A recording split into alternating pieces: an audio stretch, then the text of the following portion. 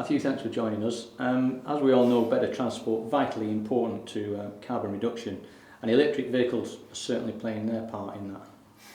Yeah, no, it's exciting what's starting to happen now in that we're starting to see a significant increase in the number of EVs that are coming onto the roads.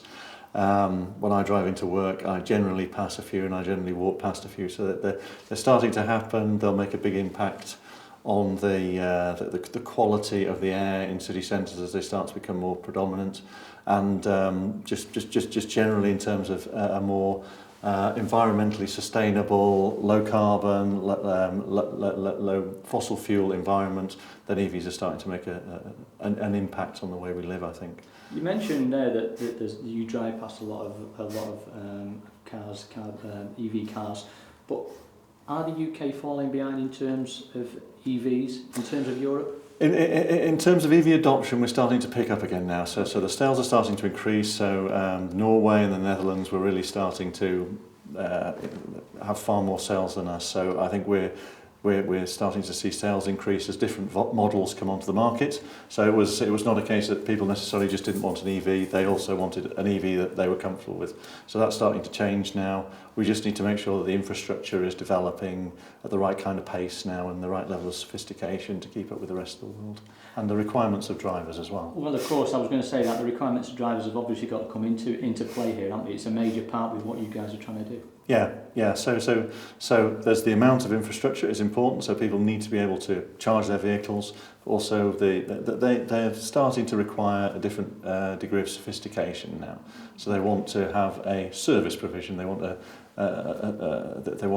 charging infrastructure to provide them with a service, not just be there and be functional.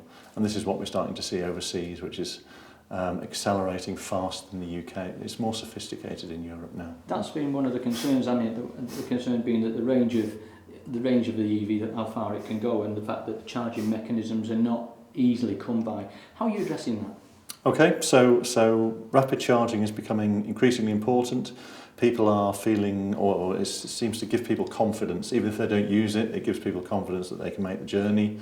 But actually we are seeing that people are starting to use rapid chargers rather than just normal street-sized chargers. But the challenge is that rapid chargers place quite a large load on the grid. And the way we're addressing that is developing an energy storage system that uses second life EV batteries, so EV batteries that are about 20% degraded. So you use these to manage the impact of a rapid charger on the grid. So you can install rapid chargers in places where it might be too expensive to upgrade the grid or the distribution network, and also you can put more chargers there, so it's a greater level of convenience for drivers. Have you noticed that rapid charging has helped with the promotion of EVs? Have I noticed? Anecdotally, yes. So I know that people, when I've used an EV, we've gone to places which we would have thought twice about. And the rapid charge is not necessarily en route, it's just within range, so that if you get into trouble, it's there.